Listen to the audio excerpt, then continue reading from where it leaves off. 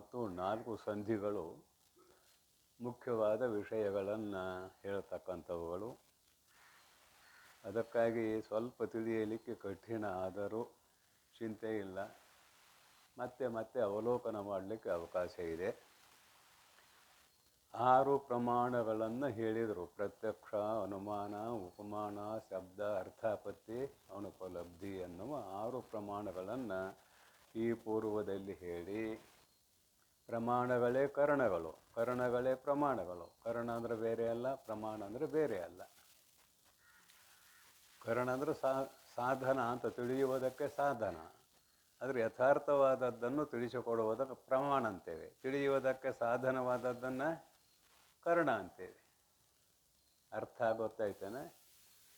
ಯಥಾರ್ಥವಾದದ್ದನ್ನು ತಿಳಿಸುವಾಗ ಅದಕ್ಕೆ ಏನಂತೇವೆ? ಪ್ರಮಾಣ ಅಂತೇವೆ.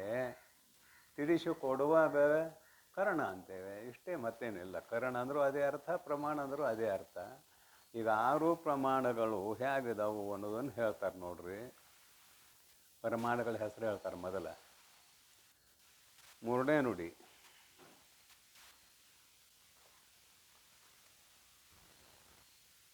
ಇವು ಈ 6 ಪ್ರಮಾಣಗಳು,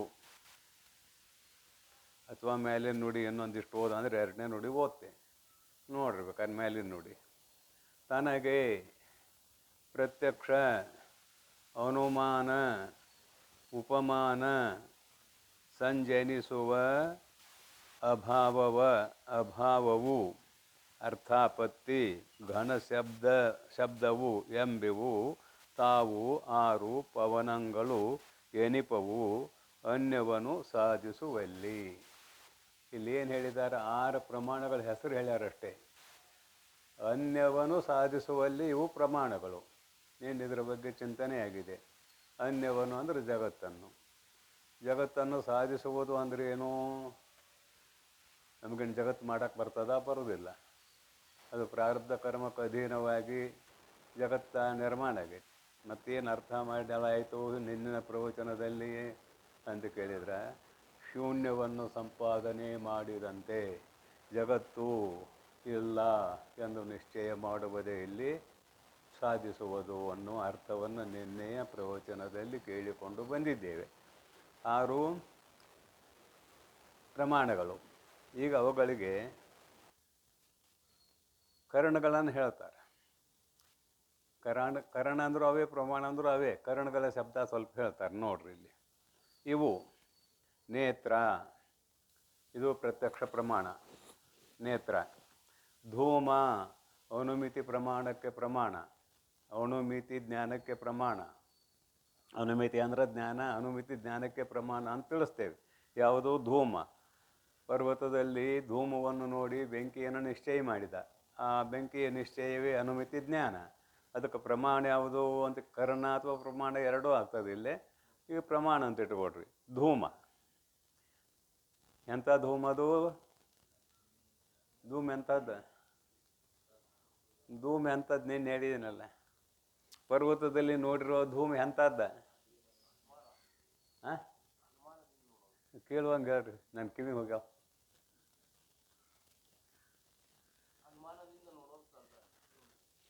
ಆ ಧೂಮದ ವಿಷಯ ಏನು ಹೇಳಿದ್ನಿ, ಏನು ಮಾಡೋದು? ವನ್ಹಿ ವ್ಯಾಪ್ತಿ ವಿಶಿಷ್ಟ ಧೂಮವುಳ್ಳ ಪರ್ವತ ಅಂತ ಹೇಳಿದ್ನಿ. ಬರೇ ಧೂಮ ಅಂತ ಹೇಳಿರಲಿಲ್ಲ. ಬರೇ ಧೂಮ ಅಂದ್ರೆ ಆಗೋದಿಲ್ಲ ಅಂತ ನೀನು ಹೇಳಿದ್ನಿ.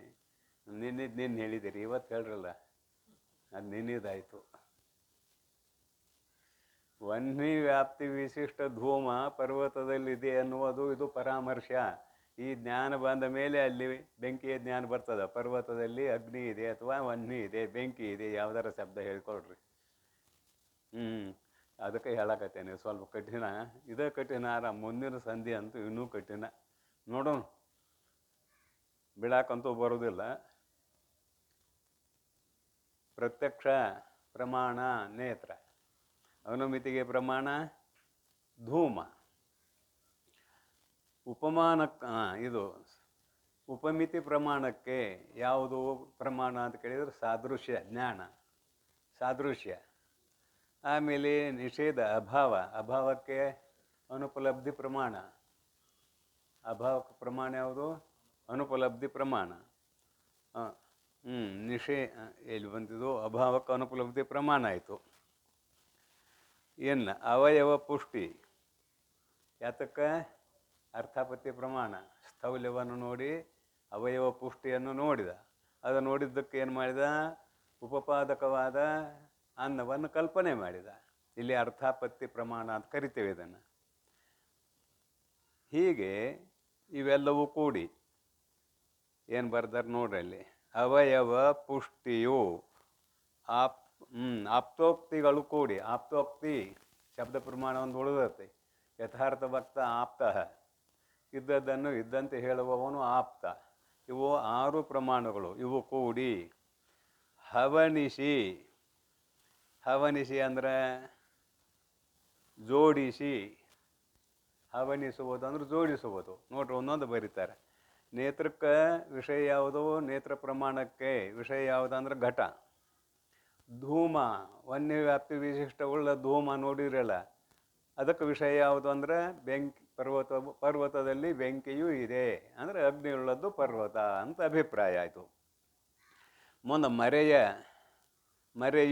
ಮರೆಯ ಅತಿಲ್ಲಿ ಅಲ್ಲಿ ಮರೆಯು ಸಾದೃಶ್ಯ ಜ್ಞಾನ ಅಂದೀವಿ. ಇಲ್ಲಿ ಏನು ಒಂದಿಟ್ಟು ಗಲಾಟೆ ಇದೆ ಅಂತ ಕೇಳಿದ್ರೆ, ನೈಯಾಯಿಕ ಕಾಡ ಆಕಳವೇ ಉಪಮಿತಿ ಜ್ಞಾನಕ್ಕೆ ವಿಷಯ ಅಂತಾನೆ. ಯಾರು? ಉಪಮಾನ ಪ್ರಮಾಣದಿಂದ ಉಂಟಾಗುವ ಉಪಮಿತಿ ಜ್ಞಾನಕ್ಕೆ ಅರಣ್ಯದಲ್ಲಿರುವ ಆಕಳವೇ ವಿಷಯ ಅಂತ ನೈಯಾಯಿಕ ಅಂತಾನೆ. ವೇದಾಂತಿಗಳು ಏನಂತಾರೆ ಅಂದ್ರೆ ಮನೆಯಲ್ಲಿರುವ ಆಕಳ ಜ್ಞಾನ ಅಂತಾರೆ ಇವರು. ಉಪಮಾನ ಪ್ರಮಾಣಕ್ಕೆ ವಿಷಯ ಯಾವುದು ಅಂದರೆ ಮನೆಯಲ್ಲಿರುವ ಆಕಳ ಜ್ಞಾನ ಅಂತಾರೆ ಇವರು. ನೈಯಾಯಿಕ ಹೇಳೋದು ಇವರು ಹೇಳೋದು ಬೇರೆ ಬೇರೆ ಇದೆ. ಇಲ್ಲಿ ವೇದಾಂತದ ಪ್ರಕಾರ ಬರ್ತಾರೆ. ಇಲ್ಲಿ ಮರೆಯು ಅಂದ್ರೆ ದೂರದಲ್ಲಿದೆ. ಮನೆಯಲ್ಲಿರುವ ಆಕಳ, ಇವ ಅರಣ್ಯದಲ್ಲಿದ್ದಾನೆ. ಅರಣ್ಯದಲ್ಲಿರುವ ಆ ಗವಯ ಪಿಂಡವನ್ನು ನೋಡಿ ಏನಂತಾನೆ, ನಮ್ಮ ಆಕಳು ಹೀಗೆ ಇದೆ ಅಂತಾನೆ. ನಮ್ಮ ಆಕಳದಂತೆ ಇದೆ ಅನ್ನೋದಿಲ್ಲ, ಇದು ಇದೆ ಅನ್ನೋದಿಲ್ಲ. ಅವ ನಮ್ಮ ಆಕಳು ಹೀಗೆ ಇದೆ ಅಂತಾನೆ. ಇದು ಮರೆ ಅಂದ್ರೆ ದೂರದಲ್ಲಿರುವಂಥದ್ದಕ್ಕೆ ಉಪಮಾನ ಪ್ರಮಾಣ, ಉಪಮಿತಿ ಜ್ಞಾನ ಅಂತ ಕರಿತೇವೆ. ಉಪಮಾನ ಪ್ರಮಾಣ ಆಯಿತು. ಮರೆಯು. ಅಭಾವ ಅಂದ್ರೆ ಅನುಪಲಬ್ಧಿ ಪ್ರಮಾಣ. ಅನುಪಲಬ್ಧಿ ಪ್ರಮಾಣ ಏನು, ರಾತ್ರಿ ಸವಿಯುವ ಅನ್ನ ಸಂಪಾದಕ, ಇದು ಅರ್ಥಾಪತ್ತಿಗೆ ಪ್ರಮಾಣ. ಸ್ವರ್ಗಗಳ ಇರವು ಶಬ್ದ ಪ್ರಮಾಣಕ್ಕೆ ವಿಷಯ. ಸ್ವರ್ಗ ಐತಿ ಅಂತ ಹೇಳ್ದ, ಶಾಸ್ತ್ರದಲ್ಲಿ ಹೇಳ್ತಾರೆ. ಜ್ಯೋತಿಷ್ಠೋಮೇನ ಸ್ವರ್ಗ ಕಾಮೋ ಯಜೇತ. ಜ್ಯೋತಿಷ್ಠೋಮ ಯಾಗವನ್ನು ಮಾಡು, ಯಾಕೆ ನಿನಗೆ ಸ್ವರ್ಗದ ಪ್ರಾಪ್ತಿ ಆಗಬೇಕಾದ್ರೆ. ಸ್ವರ್ಗ ನೋಡಿಲ್ಲ ಅಂದರೂ ಕೂಡ ಯಜ್ಞ ಯಾಗಾದಿಗಳಲ್ಲಿ ತೊಡಗಿದ್ದೇವೆ. ಮತ್ತು ಅಲ್ಲಿ ಏನು ಪ್ರಮಾಣ ನಮಗೆ ಸ್ವರ್ಗ ಇದೆ ಅನ್ನೋದಕ್ಕಂದ್ರೆ ಶಬ್ದವೇ ಪ್ರಮಾಣ, ವೇದವೇ ಪ್ರಮಾಣ, ಶ್ರುತಿಯೇ ಪ್ರಮಾಣ. ಅದನ್ನು ಆಪ್ತೋಕ್ತಿ ಅಂತ ಕರ್ಕೊಂಡ್ಬಂದಾರೆ. ತಿಳಿತಾ? ಈ ರೀತಿಯಾಗಿ 6 ಪ್ರಮಾಣಗಳನ್ನು ನಿಮಗೆ ವಿಷಯ ಸಹಿತವಾಗಿ ಹೇಳಿದ್ರಿ. ಈಗ ಅವುಗಳ ಜ್ಞಾನ ಸಹಿತವಾಗಿ ಹೇಳಿದಂತೆ ಅಂತ ಇಟ್ಟುಕೊಳ್ಳೋಣ. ಇಷ್ಟೆಲ್ಲ ಹೇಳಿದ ಮೇಲೆ ಏನಂತಾರೆ ಮುಂದಿನ ನೋಡ್ರಿ, 4ನೇದ್ದು. ಅರಿಯಲ್ಪಡುವುದೇ ನೀನು ಸುಪ್ರಮೇಯಾಖ್ಯವು ಅರಿವಾತನು ಆ ಪ್ರಮಾತೃವು ಎಣಿಕು ಅರಿಯೇ ತತ್ಸಾಧನವು ಅದು ಕೇಳ್ ಪವಣವೆಂದು ಅರಿವುದು ತ್ರಿಪುಟಿಯ ನಿಜವನು. ಪದಚ್ಛೇದ ಮಾಡಿ ಓದಿದೆ ನಾನು. ನುಡಿ ಪದಚ್ಛೇದ ಮಾಡದಿದ್ರೆ ಶಬ್ದದ ಅರ್ಥ ಆಗೋದಿಲ್ಲ. ಶಬ್ದದ ಅರ್ಥ ಆಗಬೇಕಾದ್ರೆ ಪದಚ್ಛೇದ ಬೇಕೇ ಬೇಕು. ಹಾಗಾಗಿ ಇದನ್ನು ನೆನಪು ಮಾಡ್ತಾ ಇರ್ತೇನೆ. ಇಲ್ಲಿ ಮೈತ್ರಿ ಅಂತ ಸಂಬೋಧನೆ ಇಟ್ಟುಕೊಳ್ಳೋಣ. ನೀನು ಅಂತ ಶಬ್ದ ಇದೆ. ಇಲ್ಲಿ ಪ್ರಮಾತೃ ಪ್ರಮಾಣ ಪ್ರಮೇಯ ಹೇಳಕ್ಕೆ ಹೊಂಟಾರೆ ಈ ನುಡಿಯಲ್ಲಿ. ಮತ್ತೇನು ಹೇಳಕ್ಕೆ ಹೊಂಟಿಲ್ಲ. ಪ್ರಮಾತೃ ಪ್ರಮಾಣ ಪ್ರಮೇಯ. ಮ್ಯಾಲ ಪ್ರಮಾಣಗಳನ್ನು ಹೇಳಿದರು. ಮ್ಯಾಲೆ ಪ್ರಮಾಣಗಳ ವಿಷಯಗಳನ್ನು ಹೇಳಿದರು. ಮೇಲೆ ಅವನ್ನೆಲ್ಲಿ ತರ್ತಾ ಇದ್ದಾರೆ ಈಗ? ಪ್ರಮಾತೃ ಪ್ರಮಾಣ ಪ್ರಮೇಯ 3ರಲ್ಲಿ ಕೂಡಿಸ್ತಾರೆ. ಮತ್ತೇನಿಲ್ಲ. ಪ್ರಮಾತೃ ಪ್ರಮಾಣ ಪ್ರಮೇಯ. ಇಲ್ಲಿ ಅಂತಾರೆ, ಎಲೆ ಮೈತ್ರೇಯಿಯೇ, ಅರಿಯಲ್ಪಡುವುದೇ ನೀನು ತಿಳಿಯುವುದಕ್ಕೆ ವಿಷಯವಾದದ್ದೇ. ಅದಕ್ಕಿಷ್ಟು ಅರ್ಥ ಹೇಳ್ತೇನೆ. ಅರಿಯಲ್ಪಡುವುದೇ ನೀನು ತಿಳಿಯುವುದಕ್ಕೆ ವಿಷಯವಾದದ್ದೇ ಸುಪ್ರಮೇಯಾಖ್ಯ. ಅದನ್ನು ಪ್ರಮೇಯ ಅಂತ ಕರಿತೇವೆ.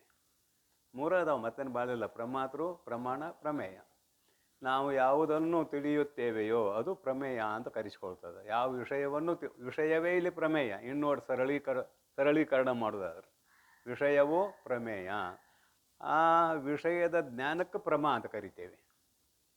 ವಿಷಯದ ಜ್ಞಾನಕ್ಕೆ ಪ್ರಮಾ ಅಂತ ಕರಿತೇವೆ. ಪ್ರಮಾತೃ, ಪ್ರಮಾಣ, ಪ್ರಮೇಯ, ಪ್ರಮಾ, ನಾಲ್ಕನೇದಿದೆ ಒಂದದು ಜ್ಞಾನ. ಅದು ನಮಗೆ ಬೇಕಾದದ್ದು ಇಲ್ಲಿ ವಿಷಯ, ಅದನ್ನು ಪ್ರಮೇಯ ಅಂತ ಕರಿತೇವೆ ಅನ್ನುವುದನ್ನು ಇಲ್ಲಿ ಬರೆದ್ದಾರೆ. ಅರಿಯಲ್ಪಡುವುದೇ ಆಖ್ಯವು. ನೀನು ಅರಿ, ಇದನ್ನು ನೀ ತಿಳಿ, ನೀನರಿ. ಅರಿವಾತನು ಪ್ರಮಾತೃವೆಣಿಕ್ಕು.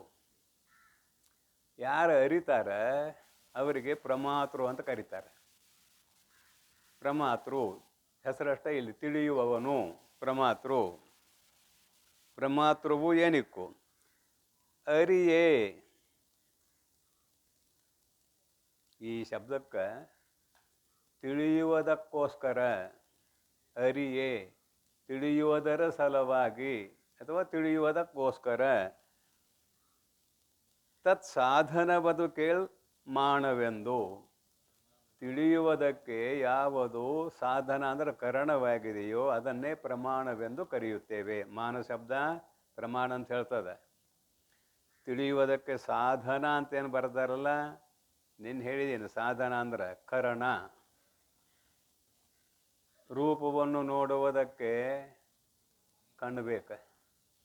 ನೋಡವ ಜೀವಾತ್ಮ, ನಮ್ಮ ಭಾಷೆಯಲ್ಲಿ ಮಾತಾಡೋಣ. ನೋಡವ ಜೀವಾತ್ಮ. ರೂಪವನ್ನು ನೋಡುವುದಕ್ಕೆ ಏನು ಬೇಕು? ಕಣ್ಣು ಬೇಕು. ಶಬ್ದವನ್ನು ಕೇಳುವುದಕ್ಕೆ ಕಿವಿ ಬೇಕು. ಸುಗಂಧ ದುರ್ಗಂಧ ಅರಿಯುವುದಕ್ಕೆ ಘ್ರಾಣೇಂದ್ರಿಯ ಬೇಕು. ರುಚಿಯನ್ನು ಅರಿಯುವುದಕ್ಕೆ ರಸನೇಂದ್ರಿಯ ಬೇಕು. ಕಠಿಣ ಮೃದು ಮೊದಲಾದದ್ದನ್ನು ಅರಿಯುವುದಕ್ಕೆ ತ್ವಗೇಂದ್ರಿಯ ಬೇಕು. ಇವೆಲ್ಲ ಗೊತ್ತಿದ್ದಾವೆ. ಇವೆಲ್ಲ ಕರಣಗಳು, ಇವೆಲ್ಲ ಪ್ರಮಾಣಗಳು. ಕರಣ ತಿಳಿಯುವ ಸಂದರ್ಭದಲ್ಲಿ ಸಾಧನ ಅಂತೇವೆ, ತಿಳಿಸಿಕೊಟ್ಟ ಮೇಲೆ ಪ್ರಮಾಣ ಅಂತೇವೆ. ಅರ್ಥ ಆಕತಿಲ್ಲ? ತಿಳಿಯುವ ಸಂದರ್ಭದಲ್ಲಿ ಅವು ನಮಗೆ ಉಪಕಾರ ಮಾಡ್ತಾವಲ್ಲ, ಸಾಧನ ಅಂತೇವೆ. ತಿಳಿಸಿಕೊಟ್ಟ ನಂತರ ಅವು ಪ್ರಮಾಣ ಅಂತ ಕರೆಸಿಕೊಳ್ತಾವೆ. ಪ್ರಮಾಣ ಬೇರೆ ಅಲ್ಲ, ಸಾಧನ ಬೇರೆ ಅಲ್ಲ, ಪರಂತು ಸಂದರ್ಭಕ್ಕನುಸಾರವಾಗಿ ಹೆಸರು ಜೋಡಿಸ್ತೇವೆ ಇಷ್ಟೇ. ಇಲ್ಲಿ ಯಾರು ಹೇಳಿದರು? ಮಾನವು, ಪ್ರಮಾತೃ, ಪ್ರಮಾಣ, ಪ್ರಮೇಯ ಮೂರು ಹೇಳಿದ್ದಾರೆ ನೋಡಿ. ಈಗ ಮಾನವೆಂದು ಅರಿವುದು ತ್ರಿಪುಟಿಯ ನಿಜವನು.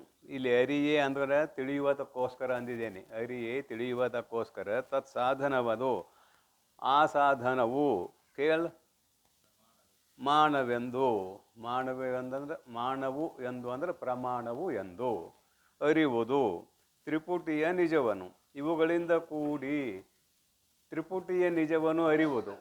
ಪ್ರಮಾತೃ, ಪ್ರಮಾಣ, ಪ್ರಮೇಯ ಈ ಮೂರು ಕೂಡಿ ಅರಿಯುವತನ ಇಲ್ಲಿ ಉಂಟಾಗ್ತದೆ. ಒಂದಿದ್ರೆ ಆಗೋದಿಲ್ಲ. ಪ್ರಮಾತೃ ಬೇಕು, ಪ್ರಮಾಣ ಬೇಕು, ಪ್ರಮೇಯ ಬೇಕು. ತಿಳಿಯುವುದಕ್ಕೆ ಇಷ್ಟೆಲ್ಲ ಬೇಕು ಅಂತಿದ್ರ ಅಭಿಪ್ರಾಯ. ಮತ್ತೇನು ಇಲ್ಲಿ ಹೆಚ್ಚಿಗೆ ವಿವರಣೆಯ ಅವಶ್ಯಕತೆ ಇಲ್ಲ. ಮುಂದಿನ ನುಡಿ ನೋಡ್ರಿ. ಇಲ್ಲಿ ಮುಂದಿನ ನುಡಿ ಬರಲಿಕ್ಕೆ ಕಾರಣ ಏನು? ಒಂದು ಮಾತು, ಮಾನವೇ ಸತ್ವವು ಅಂತ ಹಾಕಿದ್ದಾರೆ ಇವರು. ಇಲ್ಲಿ ವ್ಯವಹಾರ ನಡೆಯುವುದು ಎಲ್ಲಿ ವೇದಾಂತಗಳ ಪ್ರಕಾರ ಅಂತ ಕೇಳಿದ್ರೆ ಅಂತಃಕರಣದಲ್ಲಿ.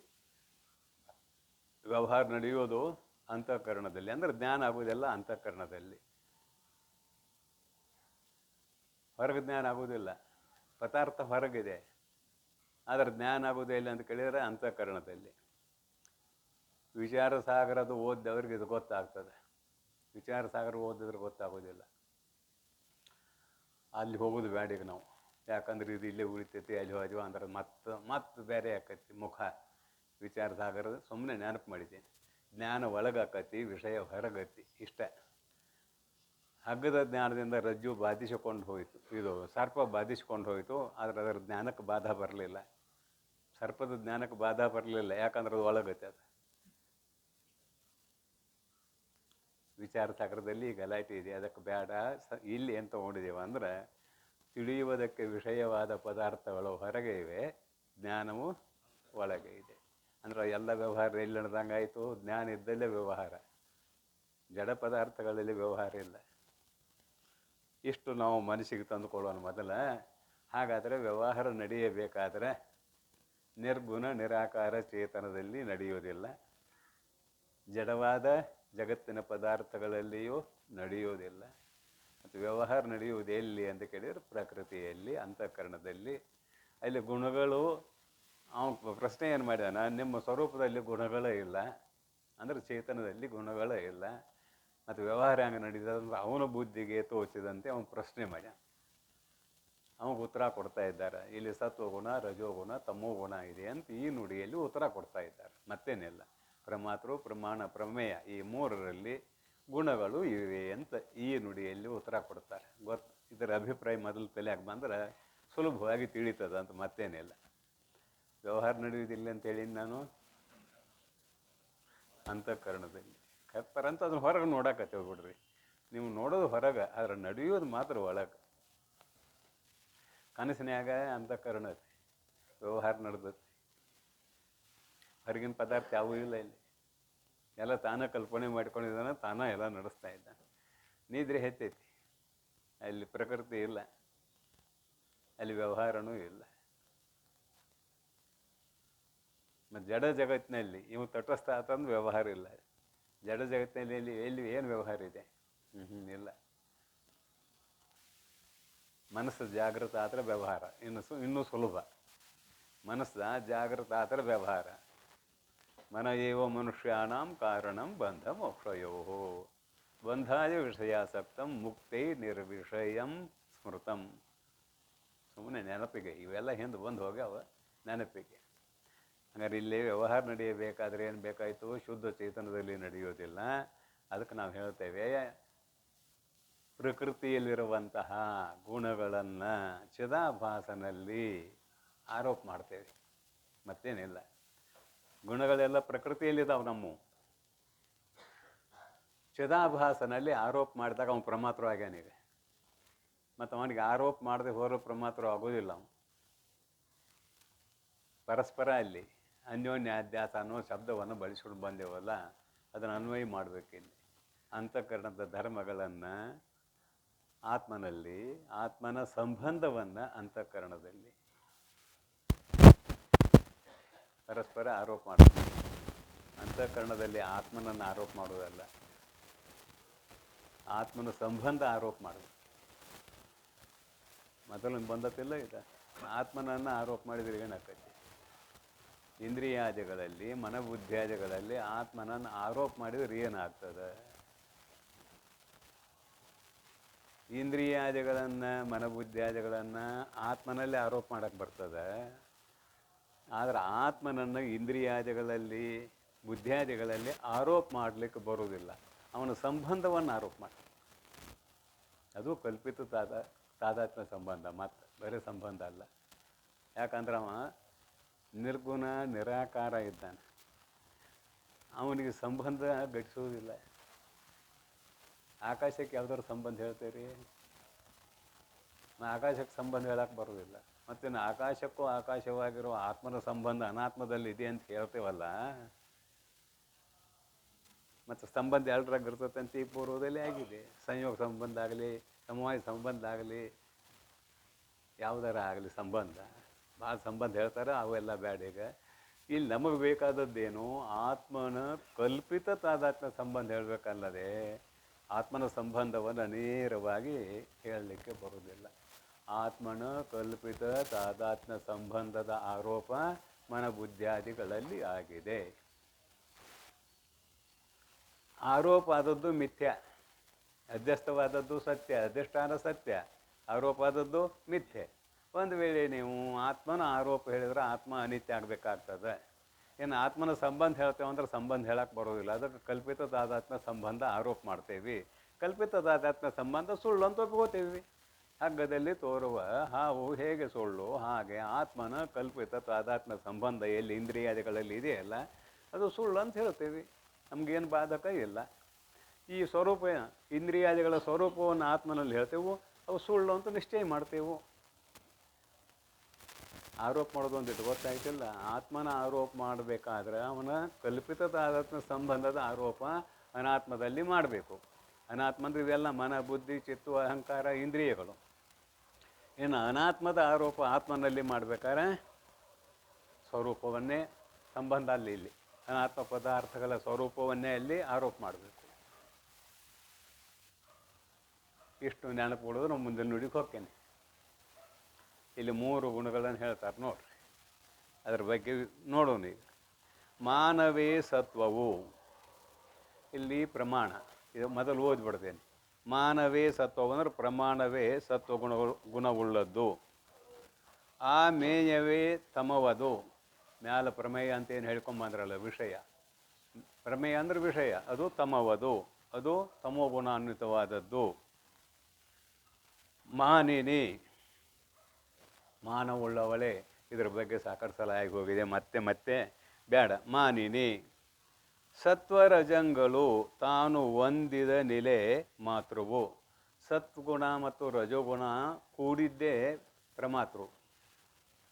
ಬರ್ದಾರ ನೋಡ್ರಿ, ಏನಂದ್ರು, ತಾನು ಹೊಂದಿ ನೆಲೆ, ಸತ್ವರಜಂಗಳು ತಾನು ಹೊಂದಿ ನೆಲೆ ಮಾತೃವೆನಿಪುದು. ಮಾತೃ ಅಂದ್ರೆ ಪ್ರಮಾತೃ, ಪ್ರಮಾತೃ ಎಂದು ಹೇಳಿಸಿಕೊಳ್ಳುವುದು. ಈ ಗುಣಗಳೋಳು, ಈ ಗುಣಗಳೋಳ್ ನೀನು ಅರಿಯು ಆ ತ್ರಿಪುಟಿಗಳನ್ನು. ನೀನು ಅರಿಯೇ, ತಿಳಿ ಅಂತ ಅರ್ಥ. ಒಟ್ಟು ಅರಿಯ ಯಾ ಬೆತ್ತತೆ ಅಲ್ಲಿ. ನೀನು ಅರಿಯೇ ಆ ತ್ರಿಪುಟಿಗಳನ್ನು. ಅರಿಯೇ ಅಲ್ಲಿ ಸರಳೋಪಸಂಧಿ ಅಂತ ಹೇಳ್ತೇವೆ, ಒಮ್ಮೆ ಅಕ್ಷರ ಸೇರಿಸ್ತೇವೆ ಅಲ್ಲಿ. ಅರಿಯೇ ಆ ತ್ರಿಪುಟಿಗಳನ್ನು ಅಂತ ಅಭಿಪ್ರಾಯ. ನೋಡೋಣ ಇದರ ಅರ್ಥ ನೋಡೋಣ ಏನು ಬರೆದಾರೆ ಅನ್ನೋದು. ಇದರ ಅರ್ಥ ನೋಡಿದಾಗ ನಿಮಗೂ ಒಂದಿಷ್ಟು ಅನುಭವಕ್ಕೆ ಬರ್ತದೆ. ಮಾನವೇ ಸತ್ವವು ಅಂದರು. ಮಾನವೇ ಅಂದರೆ ಪ್ರಮಾಣವೇ ಸತ್ವಗುಣದಿಂದ ಕೂಡಿಕೊಂಡದ್ದು ಅಂತ ಇದರ ಅರ್ಥ. ಈಗ ಉದಾಹರಣೆ ಕೊಡೋಣ. ಒಂದು ವಸ್ತುವನ್ನು ನೋಡುವುದಕ್ಕೆ ಪ್ರಮಾಣ ಯಾವುದು ಅಂದ್ರೆ ನೇತ್ರೇಂದ್ರಿಯ ಅಂತ ಮಾಡಿಕೊಂಡು ಬಂದೀವಿ. ಸತ್ವಗುಣದಲ್ಲಿ ಬೆಳಗುವತನ ಇದೆ, ಸತ್ವಗುಣದಲ್ಲಿ ಬೆಳಗುವತನ ಇದೆ. ತಮೋ ಗುಣದಲ್ಲಿ ಮರೆ ಮಾಡುವತನ ಇದೆ. ರಜ ಮತ್ತು ತಮೋ ಗುಣಗಳು ಎರಡೂ ಕೂಡಿದಾಗ ಅಲ್ಲಿ ಸ್ವಲ್ಪ ಬೆಳಗುವತನೂ ಬರ್ತದೆ, ಕ್ರಿಯಾನೂ ಬರ್ತದೆ. ಸ್ವಲ್ಪ ಸ್ವಲ್ಪ ಸ್ಪಷ್ಟವಾಗಿ ಅಲ್ಲ. ಈಗ ಪ್ರಮಾಣ ಏನು ಮಾಡ್ತದೆ, ನೇತ್ರೇಂದ್ರಿಯ ಅನ್ನುವ ಪ್ರಮಾಣ ರೂಪವನ್ನು ಸರಿಯಾಗಿ ತಿಳಿಸಿಕೊಡುತ್ತದೆ. ಅದಕ್ಕಾಗಿ ಪ್ರಮಾಣದಲ್ಲಿ ಸತ್ವಗುಣ ಇದೆ, ಪ್ರಮಾಣದಲ್ಲಿ ಸತ್ವಗುಣ ಇದೆ. ಮೇಯವೇ ನೋಡ್ರಿ ಬರ್ದಾರ ಅವರು ಏನಂದ್ರು, ಮಾನವೇ ಸತ್ವವು, ಮಾನವೇ ಅಂದ್ರೆ ಪ್ರಮಾಣವೇ ಸತ್ವಗುಣಾನ್ವಿತವಾದದ್ದು. ಮೇಯವೇ ತಮವದು, ವಿಷಯ. ಮೇಯ ಅಂದ್ರೆ ವಿಷಯ. ವಿಷಯದಲ್ಲಿ ಏನಿದೆ ಅಂದ್ರೆ ತಮೋ ಗುಣ ಇದೆ, ಅದು ಜಡ ಪದಾರ್ಥ. ಅದಕ್ಕೇನು ಗೊತ್ತೇ ಇಲ್ಲ. ತನ್ನನ್ನು ತಾನೂ ತಿಳಿಯಲಾರದು, ಇನ್ನೊಂದನ್ನೂ ತಿಳಿಯಲಾರದು. ಏನು ಕಂಬ ತಿಳಿತೈತವ, ನಾನು ಮುಂದೆ ಕುಂತದಲ್ಲಿ ಕಂಬ ತಿಳಿದಿಲ್ಲ. ಇದಕ್ಕೆ ಏನಂತೇವೆ, ವಿಷಯ ಅಂತ ಕರಿತೇವೆ. ಅದು ತಮೋಗುಣದಿಂದ ಕೂಡಿಕೊಂಡದ್ದು. ಮುಂದೆ ಹೇಳ್ತಾರೆ, ಮೇಯವೇ ತಮವದು. ಮಾನಿನಿ ಅನ್ನೋದು ಸಂಬೋಧನ ಪ್ರಥಮ ಆಯಿತು. ಸತ್ವ ರಜಂಗಳು ತಾನು ಒಂದಿನಿಲೆ, ಸತ್ವಗುಣ ಮತ್ತು ರಜೋಗುಣ ಇಲ್ಲಿ ಬಿಟ್ಟರು. ಏನು ಬಿಟ್ಟರು, ಸತ್ವಗುಣ ತೊಗೊಂಡ್ರು, ರಜೋಗುಣ ತೊಗೊಂಡ್ರು, ಎರಡೂ ಕೂಡಿಸಿರಿ. ಇಲ್ಲಿ ತಮೋಗುಣ ಬಿಟ್ಟರು.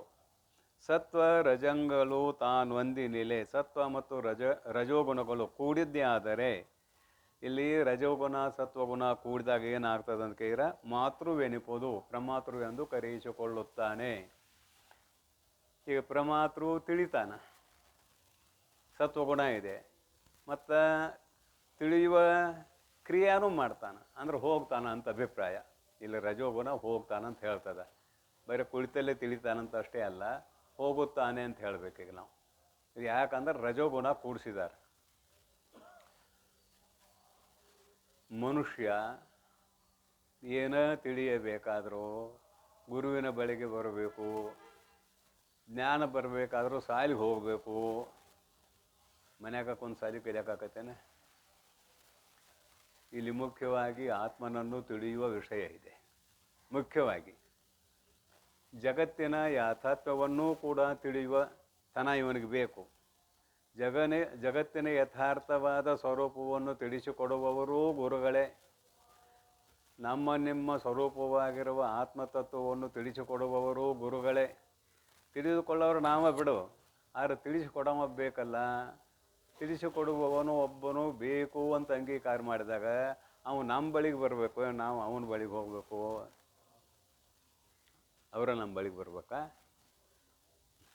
ಯಾರಿಗೂ ಹೊಟ್ಟೆ ಹಸ್ತಿದೆ ಅವರು ಊಟ ಎಲ್ಲಿ ಸಿಗ್ತತಿ ಅಲ್ಲಿ ಹೋಗ್ಬೇಕಪ್ಪ, ಇದು ದೃಷ್ಟಾಂತ.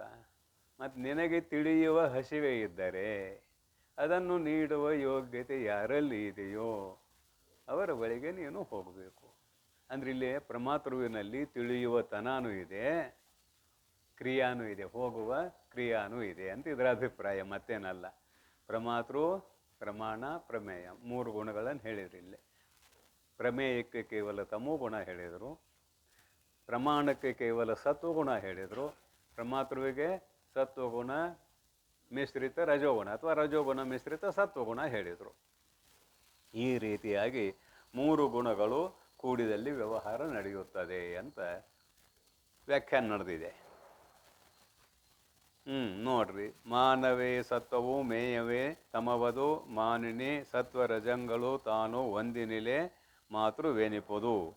ಈ ಗುಣಗಳೋಳ್ ನೀನು ಆ ತ್ರಿಪುಟಿಗಳನ್ನು ಅರಿ.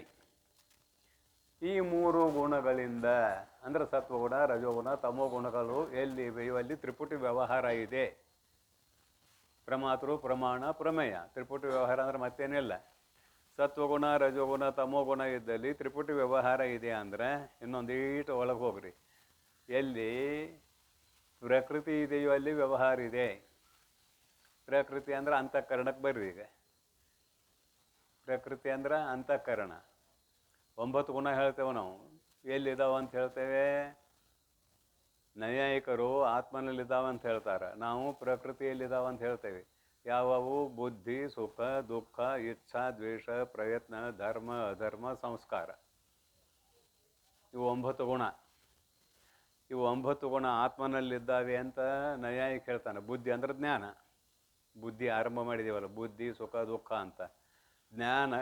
ಜ್ಞಾನಾಧಿಕರಣಂ ಆತ್ಮ ಅಂತಾನ ನೈಯಾಯಿಕ. ಜ್ಞಾನಕ್ಕೆ ಅಧಿಕರಣವಾದದ್ದೇ ಆತ್ಮತತ್ವ ಅಂತಾನ. ಅಂದ್ರೆ ಆತ್ಮನ ಸ್ವರೂಪ ಜ್ಞಾನ ಅಲ್ಲ, ಆತ್ಮನಲ್ಲಿ ಜ್ಞಾನ ಇದೆ ಅಂತ ನಾವು. ಆದ್ರೆ ನಾವೇನಂತೇವೆ? ಜ್ಞಾನವೇ ಆತ್ಮ, ಆತ್ಮವೇ ಜ್ಞಾನ. ನಾವು ಶ್ರುತಿ ಪ್ರಮಾಣ ಕೊಡ್ತೇವೆ. ಜ್ಞಾನಂ ಬ್ರಹ್ಮ ಸತ್ಯಂ ಜ್ಞಾನಂ ಅನಂತಂ ಬ್ರಹ್ಮ ಅನ್ನೋ ಶ್ರುತಿ ಪ್ರಮಾಣ ಕೊಡ್ತೇವೆ ನಾವು. ಅವಾಗ ಶ್ರುತಿ ಪ್ರಮಾಣ ಕೊಡುವ ತಾಕತ್ತಿಲ್ಲ. ಹೀಗಾಗಿ ಅವ ಕುತರ್ಕೆ ಆಗ್ತಾನ ಅನ್ನುವಂಥ ಅಭಿಪ್ರಾಯ ಆಯ್ತು. 9 ಗುಣ ಆತ್ಮನಲ್ಲಿ ಹೇಳ್ತಾನೆ, ನಾವು 9 ಗುಣಗಳನ್ನು ಪ್ರಕೃತಿಯಲ್ಲಿ ಹೇಳ್ತೇವೆ. ಈಗ ನಿಮಗೆ ತಿಳಿಬೇಕಲ್ಲ ಪ್ರಕೃತಿ ಅಂದ್ರೆ. ಪ್ರಕೃತಿ ಅಂದರೆ ಜಡಭಾಗ ಬಿಡುವ, ಅದರ ಚೇತನದ ಆಭಾಸ ಕೂಡಿಕೊಂಡಾಗ ಅದು ವ್ಯವಹಾರ ಮಾಡ್ತದೆ. ಇದಕ್ಕೆ ಅಂತಃಕರಣ. ಪ್ರಕೃತಿ ಅಂದರೆ ಅಂತಃಕರಣ. ಈ ಶರೀರಕ್ಕೂ ಪ್ರಕೃತಿ ಅಂತ ಕರ್ಕೊಂಡು ಬಂದಿದ್ದೇವೆ, ಜಗತ್ತಿಗೂ ಪ್ರಕೃತಿ ಅಂತ ಕರ್ಕೊಂಡು ಬಂದಿದ್ದೇವೆ. ಆದರೆ ಇಲ್ಲಿ ನಮಗೆ ಬೇಕಾದದ್ದು ಅಂತಃಕರಣ. ಯಾಕಂದ್ರೆ ಈ ಸ್ಥೂಲ ಶರೀರ ಬರೇ ಅಂತಃಕರಣ ಹೇಳಿದಂಗೆ ಕೇಳೋದಷ್ಟೇ ಇದ್ರ ಕೆಲಸ. ಅಂತಃಕರಣ ಏನು ಹೇಳ್ತೈತೆ ಅದನ್ನು ಮಾಡೋದಷ್ಟೇ ಇದರ ಕೆಲಸ. ಇದಕ್ಕೆ ಭೋಗಾಯತನ ಅಂತ ಹೆಸರು ಕೊಟ್ಟಾರೆ. ಆದರೆ ಈ 9 ಗುಣ ನಾವು ಎಲ್ಲಿದ್ದಾವೆ ಅಂತ ಹೇಳಿದ್ದೀವಿ? ಅಂತಃಕರಣದಲ್ಲಿ ಇವೆ. ಅಂತಃಕರಣ ಅಂದರೆ ಪ್ರಕೃತಿ ಚೇತನದ ಆಭಾಸದೊಡನೆ ಕೂಡಿಕೊಂಡಿದೆ. ಇಲ್ಲಿ ಪ್ರಮಾತೃ, ಪ್ರಮಾಣ, ಪ್ರಮೇಯ ಅಂತಃಕರಣದಲ್ಲಿಯೇ ನಡೆಯತಕ್ಕಂಥವು, ಅಂತಃಕರಣದಲ್ಲಿಯೇ ಇರತಕ್ಕಂಥವುಗಳು. ಆತ್ಮನಲ್ಲಿ ಇಲ್ಲ. ಆತ್ಮ ಪ್ರಮಾತೃವೂ ಅಲ್ಲ, ಪ್ರಮಾಣ ಸ್ವರೂಪನೂ ಅಲ್ಲ, ಪ್ರಮೇಯ ಸ್ವರೂಪನೂ ಅಲ್ಲ. ಯಾಕೆ? ಅವನಲ್ಲಿ ಗುಣಗಳು ಯಾವೂ ಇಲ್ಲ. ನಿರ್ಗುಣ, ಸಾಕ್ಷಿ, ಚೇತ, ಕೇವಲ ಇತ್ಯಾದಿ ಶಬ್ದಗಳಿಂದ ಆತ್ಮತತ್ವವನ್ನು ತಿಳಿಸ್ಕೊಂಡು ಬಂದಿದ್ದಾರೆ. ಹಾಗಾದರೆ ಇಲ್ಲಿ ತಿಳಿಯುವತನ ಯಾರಿಗೆ ಬರ್ತದೆ ಅಂದರೆ ಚಿದಾಭಾಸ ಜೀವನಿಗೆ ಬರುತ್ತದೆ. ತಿಳಿಯವ್ಯಾರು? ಚಿದಾಭಾಸ ಜೀವ. ಚಿದಾಭಾಸ ಜೀವ ಅಂದ್ರೇನು? ಅಂತಃಕರಣದಲ್ಲಿ ಆಭಾಸವಾದ ಚೇತನವೇ ಚಿದಾಭಾಸ ಜೀವ, ಚಿದಾಭಾಸ ಅಥವಾ ಜೀವ ಅಂತ ಕರಿತೇವೆ. ಅದಕ್ಕೆ ಭಾಳ ವ್ಯಾಖ್ಯಾನ ಮಾಡಿದ್ದಾರೆ. ಅಂತಃಕರಣ ಅವಚ್ಛಿನ್ನ ಚೇತನ ಜೀವ ಅಂತೂ ಕರೆದ್ದಾರೆ. ಅಂತಃಕರಣ ಉಪಹಿತ ಚೇತನ ಕೂಟಸ್ಥ ಅಂತ ಕರೆದ್ದಾರೆ. ಹೇಳುವ ಸಂದರ್ಭದಲ್ಲಿ 3 ವಾದ ಹೇಳಿಯಾಗಿದೆ ಈ ಪೂರ್ವದಲ್ಲಿ. ಅವಚ್ಛೇದವಾದ, ಆಭಾಸವಾದ, ಬಿಂಬ ಪ್ರತಿಬಿಂಬವಾದ 3 ಹೇಳಿ ಆಗೈತಿ. ಈಗ ಅಂತಃಕರಣದಲ್ಲಿ ಚೈತನ್ಯದ ಆಭಾಸ ಏನು ಮೂಡ್ತದಲ್ಲ ಅದೇ ಜೀವಚೇತನ, ಮತ್ತೇನು ಅಲ್ಲ. ಪ್ರತಿಬಿಂಬ ಅಂತ ನೆನಪಿಟ್ಕೊಂಡ್ಬಿಟ್ರೆ ಸುಲಭ ಆಕೈತಿ. ಪ್ರತಿಬಿಂಬ ಆತ್ಮನ ಬಿಂಬ ಅಂತಃಕರಣದಲ್ಲಿ ಮೂಡಿದ್ದೇ ಚಿದಾಭಾಸ ಅಂತ ನಾವು ಕರೆಯೋಣ, ತಿಳಿಯೋದಕ್ಕಾಗಿದ್ದು ಪ್ರತಿಬಿಂಬವಾದ. ನಿಮಗೆ ಯಾವ ಸುಲಭ ಅದನ್ನು ತೊಗೊಳ್ರಿ ಅಂತಾರೆ ನಮ್ಮ ಹಿರಿಯರು. ಬಿಂಬ ಪ್ರತಿಬಿಂಬವಾದಾರ ತಗೊಳ್ರಿ, ಅವಚ್ಛೇದವಾದಾರ ಸ್ವೀಕಾರ ಮಾಡಿರಿ, ಅಥವಾ ಆಭಾಸವಾದವನ್ನಾದರೂ ಸ್ವೀಕಾರ ಮಾಡಿರಿ. ಮುಖ್ಯವಾಗಿ ಆಭಾಸವಾದವನ್ನು ಭಾಷ್ಯಕಾರರು ತಗೊಂಡಿದ್ದಾರೆ, ಶಂಕರ ಭಗವತ್ಪಾದರು ಆಭಾಸವಾದವರದು. ವಿವರಣಾಚಾರ್ಯರದು ಬಿಂಬ ಪ್ರತಿಬಿಂಬವಾದ. ಏನು ಕೆಲವರು ಅವಚ್ಛೇದವಾದ ಅಂಗೀಕಾರ ಮಾಡಿದ್ದಾರೆ. ನಿಮಗೆ ಯಾವ್ದು ಬೇಕು ಅದನ್ನು ತಗೊಳ್ರಿ ಅಂತಾರೆ. ಇವೆಲ್ಲ ಶಾಸ್ತ್ರೀಯ ಶಬ್ದಗಳು. ಇಲ್ಲಿ ಲೋಕದ ವಿಷಯವನ್ನು ತಿಳಿಸುವಂತಹ ಶಬ್ದ ಒಂದೂ ಇಲ್ಲ, ಎಲ್ಲ ಶಾಸ್ತ್ರೀಯ ಶಬ್ದಗಳು. ಆದ್ದರಿಂದ ಯಾವುದು ನಿಮ್ಮ ನಿಮ್ಮ ಬುದ್ಧಿಗೆ ಅನುಕೂಲವಾಗುತ್ತದೆಯೋ ಆ ವಾದವನ್ನು ಸ್ವೀಕಾರ ಮಾಡ್ರಿ ಅಂತ ಹೇಳ್ತಾ, ತಿಳಿಯುವುದಕ್ಕಾಗಿ ಜೀವಚೇತನ ಅಂದರೆ ಯಾರು ಅಂತ ಕೇಳಿದರೆ ಅಂತಃಕರಣದಲ್ಲಿ ಚೇತನದ ಪ್ರತಿಬಿಂಬ, ಚೇತನದ ಪ್ರತಿಬಿಂಬವನ್ನು ಜೀವಾತ್ಮ ಅಂತ ಕರಿತೇವೆ ಅಂತ. ಇರಲಿ, ಮತ್ತೇನಾಕತಿ? ನಿರ್ಗುಣ ನಿರಾಕಾರವಾದ ಚೈತನ್ಯ ಪ್ರತಿಬಿಂಬ ಆಗೋದಿಲ್ಲ.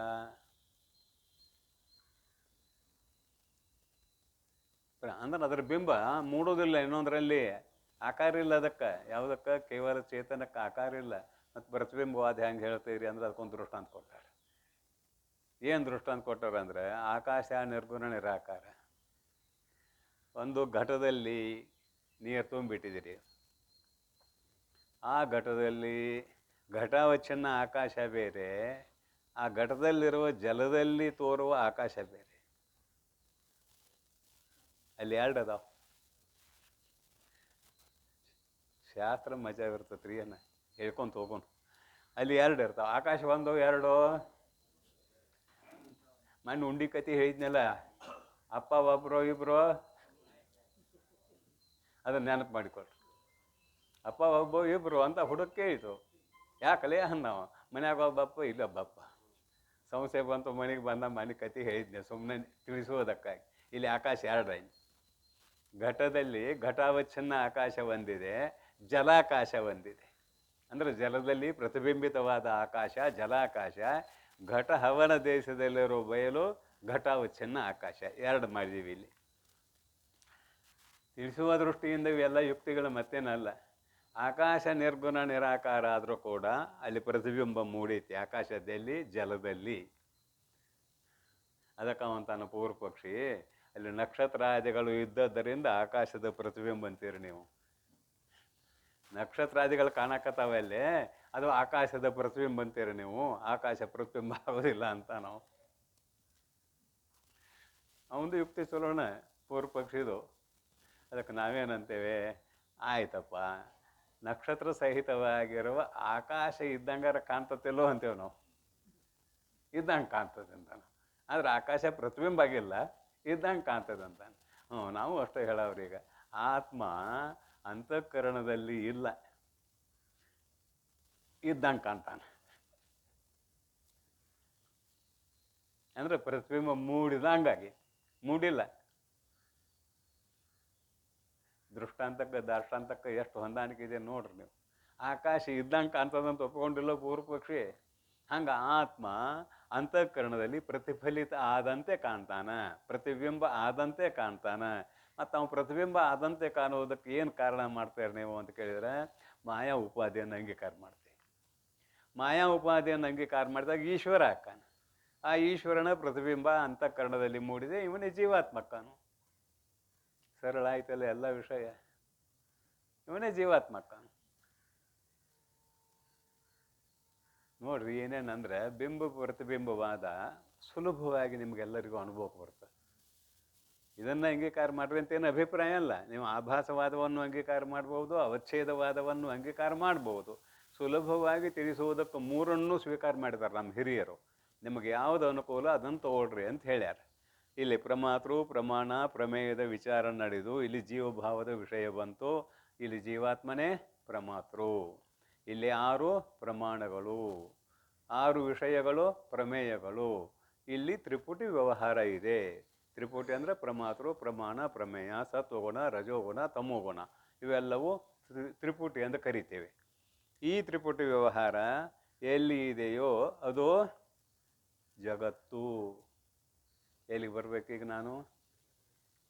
ತ್ರಿಪುಟಿ ವ್ಯವಹಾರ ಎಲ್ಲಿ ಇದೆಯೋ ಅದು ಜಗತ್ತು. ಅದು ನಿನ್ನ ಸ್ವರೂಪ ಅಲ್ಲ, ಅದು ನಿನಗಿಂತಲೂ ಭಿನ್ನವಾಗಿದೆ ಅಂತ ಹೇಳುವುದಕ್ಕಾಗಿದೆಲ್ಲ ಗಲಾಟೆ, ಮತ್ತೇನಿಲ್ಲ. ಹೇಳುವುದಕ್ಕಾಗಿದೆಲ್ಲ ಗಲಾಟೆ. ನೇರವಾಗಿ ನೀ ಬ್ರಹ್ಮ ಅಂದ್ರೆ ಯಾರ ಅನುಭವಕ್ಕೂ ಬರೋದಿಲ್ಲ. ಅವನು ಭಾಳ ದಿನ ಸಾಧನ ಮಾಡಿದ್ರು ಒಂದು ವೇಳೆ, ಅಂತಃಕರಣ ಪರಿಪಕ್ವ ಆಗಿದ್ರು ಒಂದು ವೇಳೆ, ನೀನ ಬ್ರಹ್ಮ ಅಂದ್ರೆ ಅವನ ಅನುಭವಕ್ಕೆ ಬರ್ತದೆ. ಆದ್ರೆ ಅಂತಹ ವ್ಯಕ್ತಿ ದುರ್ಲಭ. ಭಗವತ್ಪಾದ ಹೇಳ್ಯಾರ, ಇದು ಗೀತಾಚಾರ್ಯ ಹೇಳ್ಯಾನ, ಕಶ್ಚಿತ್ ಮಾಂ ವೇತ್ತಿ. ಕಶ್ಚಿತ್ ಶಬ್ದ ಉಪಯೋಗ ಮಾಡ್ಯಾರ. ಕಶ್ಚಿತ್ ಧೀರ ಪ್ರತ್ಯಗಾತ್ಮಾನಮೈಕ್ಷತ್ ಅಂತದ ಉಪನಿಷತ್. ಕಶ್ಚಿತ್ ಧೀರ, ತನ್ನ ಇಂದ್ರಿಯಗಳನ್ನು, ತನ್ನ ಮನ ಬುದ್ಧಿಗಳನ್ನು ಗೆದ್ದವನೇ ಧೀರ. ಅವುಗಳನ್ನು ಗೆದ್ದವ ಅಂದ್ರೆ ಏನು? ಜಗತ್ತಿನ ಯಾವ ಪದಾರ್ಥಗಳಲ್ಲಿಯೂ ಅವನಿಗೆ ಆಸಕ್ತಿ ಇಲ್ಲ.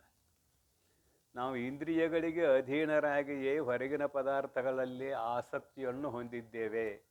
ಮನಬುದ್ಧಿಯಾದಿಗಳಿಗೆ ಅಧೀನರಾಗಿಯೇ ಹೊರಗಿನ ಪದಾರ್ಥಗಳಲ್ಲಿ ಆಸಕ್ತಿಯನ್ನು ಹೊಂದಿದ್ದೇವೆ. ಇವನು ಗೆದ್ದಿವ ಅಂದ್ರೆ ಹೊರಗಿನ ಪದಾರ್ಥಗಳ ಅವಶ್ಯಕತೆ ಇಲ್ಲವೇ ಇಲ್ಲ. ಪ್ರಾರಬ್ಧ ಕರ್ಮಕ್ಕೆ ಅಧೀನವಾಗಿ ಈ ಶರೀರ ಬದುಕ್ತಿರ್ತದೆ ಅವನು. ಆ ಪ್ರಾರಬ್ಧ ಕರ್ಮ ತಂದು ಉಣಿಸ್ತದ ಅದು. ಇವಾಗ ಅಲ್ಲಿ ಬಯಕೆಯೇ ಇಲ್ಲ. ಅಯಾಚಿತ ವ್ರತ ಏನ ಒಂದು ಅಯಾಚಿತ ಅಂತ ತಿರ್ಸಾಕ್ ಹೇಳೋದು. ಅವನು ಅವೇನು ಅಯಾಚಿತನೂ ಅಲ್ಲ, ಯಾಚಿತನೂ ಅಲ್ಲ. ಅವನು ಪ್ರಾರಬ್ಧ ಕರ್ಮಕ್ಕೆ ಇದು ಅಧೀನ ಆಗೈತಿ, ಅದು ಬಂದು ಇದನ್ನ ಜೋಪಾನ ಮಾಡಿದ್ರೆ ಮಾಡಲಿ, ಮಾಡಿದ್ರೆ ಬಿಡಲಿ ಅಂತ ನಾವು ಆ ಸ್ಥಿತಿ ಪಡೆದವ್ರು ಎಷ್ಟು ಬಂದಿತ್ತು. ಅದಕ್ಕೆ ಕಶ್ಚಿತ್ ಧೀರ ಕಶ್ಚಿತ್ ಮಾಂ ವೇತ್ತಿ ತತ್ವತಃ ಅನ್ನುವಂಥ ಮಾತುಗಳೆಲ್ಲ ಬರ್ತಾವಂತ ನೆನಪು ಮಾಡಿಕೊಳ್ಳೋಣ. ಇದೆಲ್ಲ ಇಲ್ಲಿ ನಡೆದತಿ ನಿನ್ನ ಸ್ವರೂಪವಲ್ಲದ ಮಾಯೆಯಲ್ಲಿ ನಡೆದಿದೆ. ಮಾಯೆಯಲ್ಲಿ ನಡೆದಿದೆ, ಮಾಯಾಜಾಲ. ಇದೆಲ್ಲ ಮಾಯಿಕ. ನೋಡೋಣ ಮುಂದೆ ನೋಡ್ರಿ ಏನು ಮಾಡ್ತೀರಿ.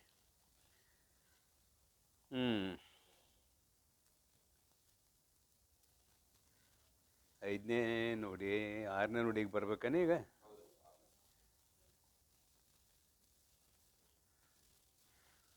ಪವನವು ಆದ್ವೈತಕ್ಕೆ, ಪವನವಿಲ್ಲ ಅದ್ವೈತಕ್ಕೆ. ಏನು ಓದಾಕತ್ತೆ ನೋಡ್ರಿ ಪುಸ್ತಕ ಇದ್ದವರು. ಪವನವು ಆದ್ವೈತಕ್ಕೆ, ಪವನಿಲ್ಲ ಅದ್ವೈತಕ್ಕೆ, ಪವನುಂಟೆ ತ್ರಿಪುಟಿಗಳ ಎಡೆಯಾಟ ಸವನಿಸದ ಅದ್ವೈತ ಪದದಲ್ಲಿ ಮೈತ್ರೇಯಿ ತವೇ ವಿಚಾರಿಸಿ ನೋಡು ನಿಜವಿದು. ಖರೆ ಇಲ್ಲಿ ಅಕ್ಷರಗಳು ಏನೇನಾಗ್ಯಾವ ಅನ್ನೋದು ಗೊತ್ತಾಕದೇನು ನೋಡ್ರಿ. ಪವನವು ಇಲ್ಲಿ ಸವರ್ಣ ದೀರ್ಘ ಸಂಧಿ ಮಾಡಿದ್ದಾರೆ. ಪವನವಾ ಇದೆ, ಏನು ಮಾಡಬೇಡ್ರಿ, ಹಂಗೆ ಕೇಳ್ರಿ. ಪವನವಾದ್ವೈತಕ್ಕೆ ಅಂತ ಆಗೈತೆ. ಅದೇನು ಪ್ರಿಂಟ್ ದೋಷ ಆಗೈತಿ ನನಗನ್ಸಿದ ಮಟ್ಟಿಗೆ. ಆಮೇಲೆ ಅದನ್ನು ಚರ್ಚೆ ಮಾಡೋಣ. ಪವನವಾದ್ವೈತಕ್ಕೆ ಅಂತ ಇಲ್ಲಿ ಬರ್ತಾರೆ. ಪವನವ ಆದ್ವೈತಕ್ಕೆ ಬಿಡಿಸಿದ್ರಿ. ಈಗ ಪವನವು ಆದ್ವೈತಕ್ಕೆ.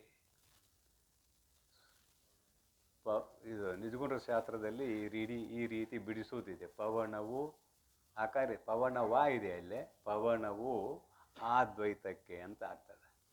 ಆದ್ರೆ ದ್ವೈತ ಎದುರಿಗೆ ಇದೆ, ಪರೋಕ್ಷ ಅಲ್ಲ ದ್ವೈತ.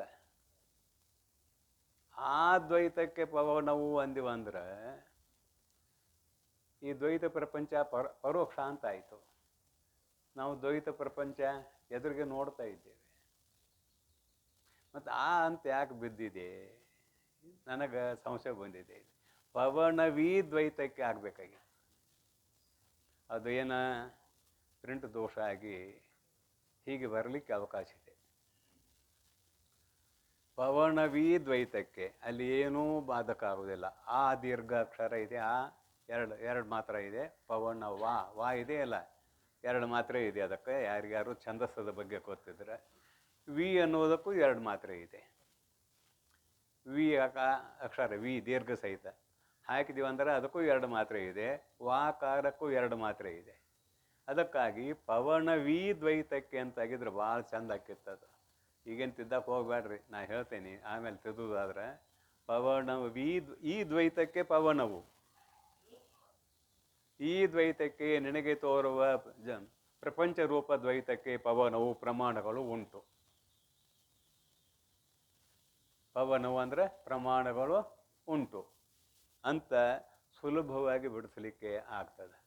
ಆ ದ್ವೈತಕ್ಕೆ ಪವನವು ಅಂದ್ರೆ ಪರೋಕ್ಷ ಆಯಿತು. ದ್ವೈತ ಪರೋಕ್ಷ ಆಯಿತು. ಆತ್ಮ ಪರೋಕ್ಷ ಅಪರೋಕ್ಷ ಎರಡೂ ಆಗ್ತಾ ಅಂದ್ಬಿಡ್ರಿ ನಾವು ತಿಳಿಸುವಾಗ. ತಿಳಿದ ಮೇಲೆ ಅಪರೋಕ್ಷ ಕಾಣ, ತಿಳಿಯೋಕ್ಕಿಂತ ಮೊದಲು ಪರೋಕ್ಷ ಕಾಣ ಪರಬ್ರಹ್ಮ. ಆದರೆ ಪ್ರಪಂಚ ಎಂದೂ ನಮಗೆ ಪರೋಕ್ಷ ಆಗಿಲ್ಲ. ಎಂದರ ಪರೋಕ್ಷ ಆಗೈತೆ ಪ್ರಪಂಚ. ಹುಟ್ಟು ಕಣ್ಣು ಬಿಟ್ಟು ಕೂಡಲೇ ಕಾಣ್ತತಿ. ಮತ್ತು ಯಾಕೆ ಬಿತ್ತು? ಮತ್ತೊಂದು ಗ್ರಂಥ ನೋಡಿದೆ ನಾನು, ಅದರಾಗ ಆ ವಾಹನ ಇದೆ. ಅದಕ್ಕೆ ನನಗೆ ಸಮಾಧಾನ ಆಗಲಿಲ್ಲ, ನಾ ತಿದ್ದೆ ಬಿಡ. ಪವನವಿ ದ್ವೈತಕ್ಕೆ ವಾಕಾರದ ಜಾಗದಲ್ಲಿ ಒಂದು ಗೆರಿ ಹಾಕ್ರಿ, ಕೆಂಪದಿದ್ರೆ ವಿ ಅನ್ನೋದು ಸೈಡ್ದಲ್ಲಿ ಬರ್ಕೊಡ್ರಿ. ಪವನವಿ ದ್ವೈತಕ್ಕೆ, ಪವನವು ಈ ದ್ವೈತಕ್ಕೆ ಎದುರಿಗೆ ಕಾಣುವ ದ್ವೈತವು ಪ್ರಪಂಚ. ಈ ಪ್ರಪಂಚಕ್ಕೆ ಪವನವು ಪ್ರಮಾಣಗಳು ಉಂಟು. ಅಂದರೆ ಈ ಪ್ರಪಂಚವನ್ನು ತಿಳಿಸುವುದಕ್ಕೆ ಪ್ರಮಾಣಗಳು ಉಂಟು ಅಂತ ಇದರ ಅರ್ಥ.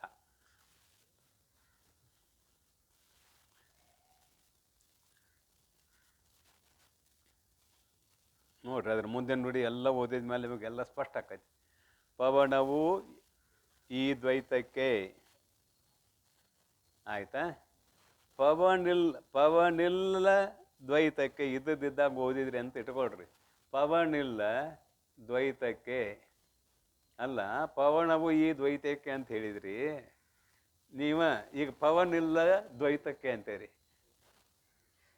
ಏನು ಅನ್ಬೇಕು ನಿಮಗೆ? ಗಾಂಧಿಗಿಂದೇರಿ ಪವನಿಲ್ಲ ಅದ್ವೈತಕ್ಕೆ. ಇಲ್ಲಿ ಸ್ವರ್ಲೋಪ ಸಂಧಿ ಆಗಿದೆ. ಪವನಿಲ್ಲ ಅದ್ವೈತಕ್ಕೆ, ಪವನಿಲ್ಲ ಅದ್ವೈತಕ್ಕೆ. ಅದ್ವೈತಕ್ಕೆ ಪವನಿಲ್ಲ. ಅದ್ವೈತ ಯಾವುದು? ಆತ್ಮತತ್ವ. ಆತ್ಮತತ್ವವನ್ನು ತಿಳಿಸುವುದಕ್ಕೆ ಯಾವ ಪ್ರಮಾಣಗಳು ಇಲ್ಲ. ಅಲ್ಲಿ ಹೆಂಗೆ ಓದ್ಬೇಕಾಯ್ತು? ಪವನಿಲ್ಲ ಅದ್ವೈತಕ್ಕೆ ಕೂಡಿಸಿ ಓದಬೇಕು. ಪವನಿಲ್ಲ ದ್ವೈತಕ್ಕೆ ಅಂತ ಬಿಡಿಸಿ ಓದಿರಿ ಅಂತ ಇಟ್ಕೊಳ್ರಿ. ಪವನಿಲ್ಲ ದ್ವೈತಕ್ಕೆ ಮತ್ತು ಅಷ್ಟೊತ್ತೆಲ್ಲ ಇಲ್ಲ, ಹೆಚ್ಚೆಲ್ಲೈತ್ರಿ. ಕೂಡಿಸಿ ಓದ್ದಾಗ ಬರ್ತದೆ ಅದು ಅದ್ವೈತ. ಪವನಿಲ್ಲ ಅದ್ವೈತಕ್ಕೆ ಉಚ್ಚಾರ ಗೊತ್ತಾಕೈತೆ ನೋಡ್ರಿ. ಪವನಿಲ್ಲ ಅದ್ವೈತಕ್ಕೆ, ಪವನಿಲ್ಲ ದ್ವೈತಕ್ಕೆ ಓದುವಾಗ ಹೇಳಕತ್ತೇನೆ ಇದನ್ನು, ಮತ್ತೇನಿಲ್ಲ. ಪವನಿಲ್ಲ ಅದ್ವೈತಕ್ಕೆ ಅಂತೂ ಓದಾಕ್ ಬರ್ತದೆ, ಪವನಿಲ್ಲ ದ್ವೈತಕ್ಕೆ ಅಂತೂ ಓದಾಕ್ ಬರ್ತದೆ. ನಮಗೆ ನಿಜಗೊಂಡ್ರು ಶಾಸ್ತ್ರ ಓದೋದಕ್ಕೆ ಅಷ್ಟು ಇದೆ ರೀ ಮಾರಾಯರ,